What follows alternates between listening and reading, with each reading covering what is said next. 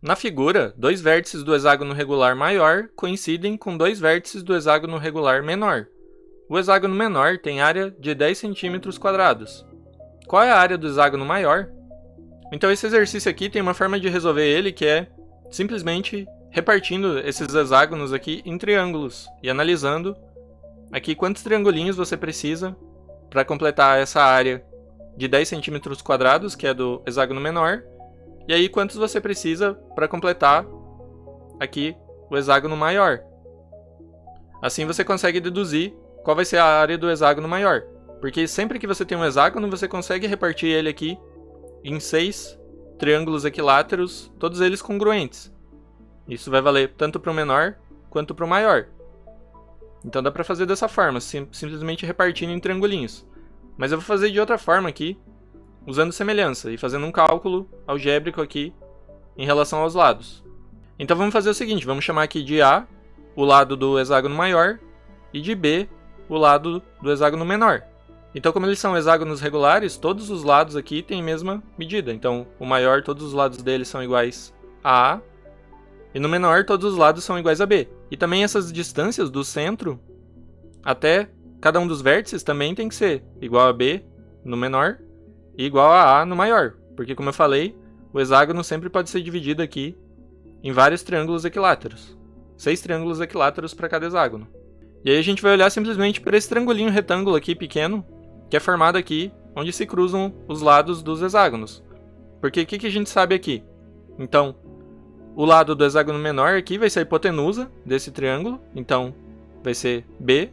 Então a gente vai ter um triângulo retângulo assim. Triângulo retângulo ali, onde a hipotenusa é B. Agora, essa altura aqui, você nota aqui na figura que é exatamente a metade do lado do hexágono maior. Ou seja, essa altura é igual a sobre 2. Então o A sobre 2 vai ser um dos catetos. E quem vai ser esse outro cateto aqui na horizontal? Você vê que é a metade também da distância do centro do hexágono menor até o vértice. E a distância do centro até o vértice, como eu falei, é a mesma medida do lado B.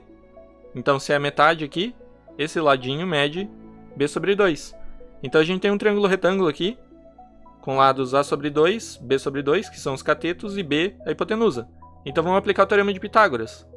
A gente sabe aqui por Pitágoras que B² é igual a sobre 2 ao quadrado mais B sobre 2 ao quadrado.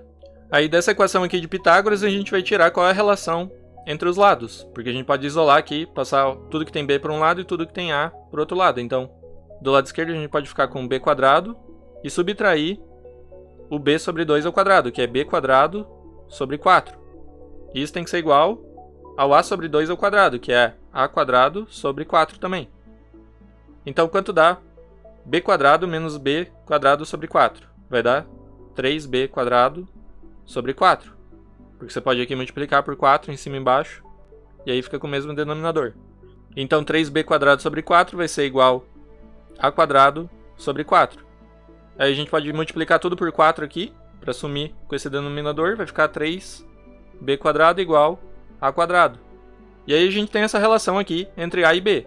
Mas vamos pegar aqui e dividir por B², passar o B² dividindo. Então, vai ficar... Isso aqui vai implicar que 3 é igual a A² dividido por B ao quadrado. Então a gente tem essa razão aqui entre o A² e o B² que dá 3.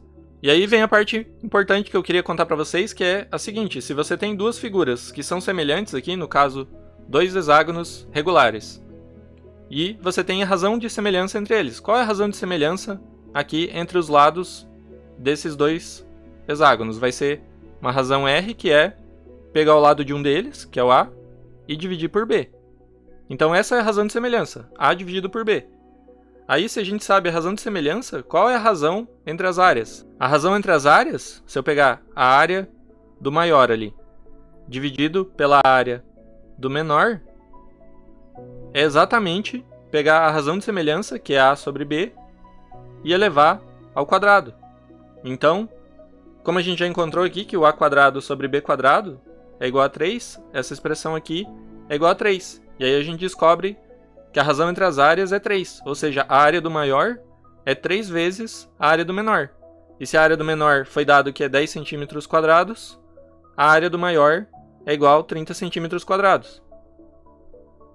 Mas o mais legal é que isso aqui vale para quaisquer figuras semelhantes. Por exemplo, se você tem dois quadrados, um tem lado A e o outro tem lado 2A, então a razão de semelhança aqui é 2. E a razão entre as áreas não é 2, é 2 ao quadrado, igual a 4. Ou seja, o quadrado aqui de lado maior, que tem lado o dobro, tem área 4 vezes a área do menor. Se você tiver triângulos, um triangulinho com lados tais, e aí o triângulo maior com lados o dobro. Então a área do triângulo maior também não vai ser o dobro, vai ser 4 vezes a área do menor. E assim vale para qualquer figura que você conseguir calcular a razão de semelhança.